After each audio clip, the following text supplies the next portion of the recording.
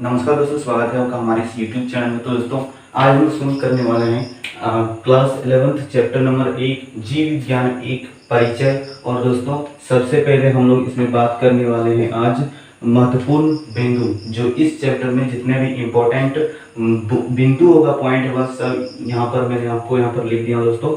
तो यहाँ पर सबसे पहला है महर्षि चरक को चिकित्सा का पिता तथा आयुर्वेद के प्रणेता के रूप में जाना जाता है। जो महर्षि चरक था इसको चिकित्सा का पिता भी कहा जाता है और आयुर्वेद के प्रणेता के रूप में भी जाना जाता है। दूसरा है महर्षि चरक ने मानव शरीर में 360 हड्डियां बताई, जिसमें दांत भी शामिल थे। ठीक है दोस्तों, ये दूसरा पॉइंट है।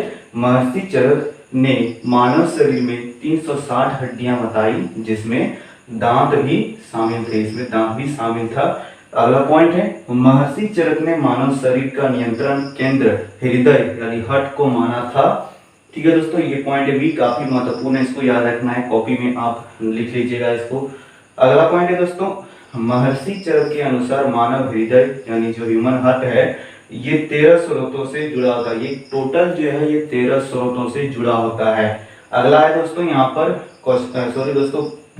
पांचवा जो बिंदु है दोस्तों, यहाँ पर कहता है कि सुश्रुत को फादर ऑफ सर्जरी कहा जाता है। क्वेश्चन इस तरह से पूछेगा आपको कि फादर ऑफ सर्जरी इज, यानी फादर ऑफ सर्जरी यानी दोस्तों जो चिकित्सा का जनक है वो कौन है। तो ऑप्शन ए होगा सुश्रुत हो जाएगा, और कुछ भी दे सकता है, तो इसका सही आंसर क्या हो जाएगा, सुश्रुत हो जाएगा। ठीक है दोस्तों, चलिए हम लोग आगे बढ़ते हैं। 6 नंबर है शल्य चिकित्सा यानी सर्जरी क्या है। तो सर्जरी क्या है, इसका परिभाषा है कि उपकरणों व यंत्रों की मदद से की जाने वाली चिकित्सा को ही शल्य चिकित्सा कहते हैं, यानी इसी को सर्जरी कहा जाता है। अगला पॉइंट है जगदीश चंद्र बोस ने एक संवेदी यंत्र का निर्माण किया था, जिसे आरोही मापी या कैरिस्कोग्राफ कहते हैं। इंग्लिश में लिखा है CRESCOGRAPH, इसको कैरिस्कोग्राफ भी कहा जाता है। किसने किया था, तो जगदीश चंद्र बोस ने किया था। अगला पॉइंट है पंचानन माहेश्वरी ने टेस्ट ट्यूब तकनीक की खोज की थी। किसने की थी, तो टेस्ट ट्यूब की खोज जो है दोस्तों वो पंचानन माहेश्वरी ने की थी। अगला प्रश्न है, अगला पॉइंट है दोस्तों यहाँ पर पंचानन माहेश्वरी को भारतीय भौरणिकी यानी इंडियन एम्ब्रियोलॉजी, यहाँ भारतीय एम्ब्रियोलॉजी यानी दोस्तों इसको भारतीय भौरणिकी का जनक कहा जाता है, यानी फादर ऑफ इंडियन एम्ब्रियोलॉजी कहते हैं। यहाँ पर जो है यहाँ पर आप लिख लेना इंडियन, क्या कहते हैं, फादर ऑफ इंडियन एम्ब्रियोलॉजी कहते हैं।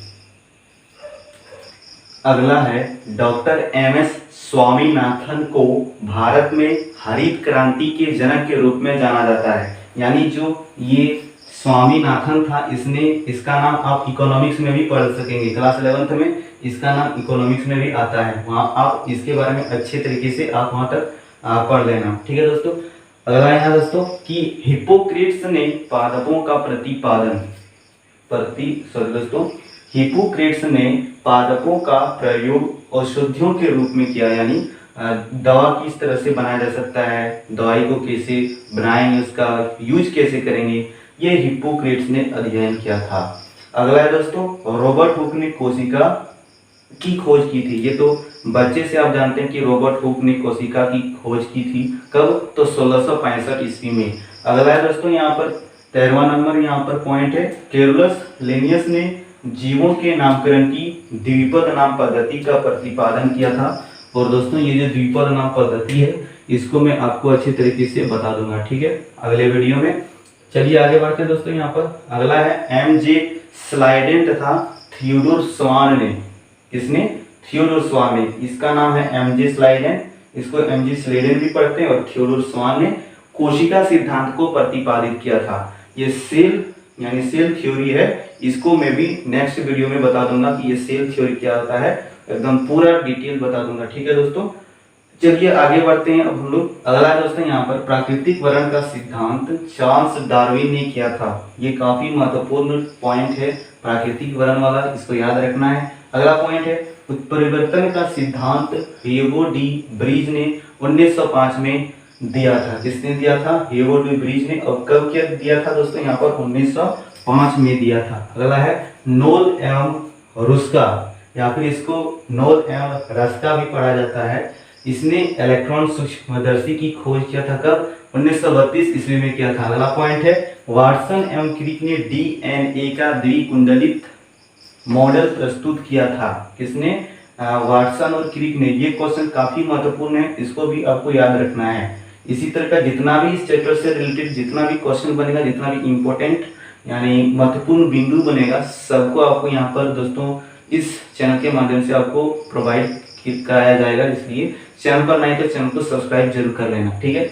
चलिए हम आगे बढ़ते हैं। इयान विल्मट ने 1996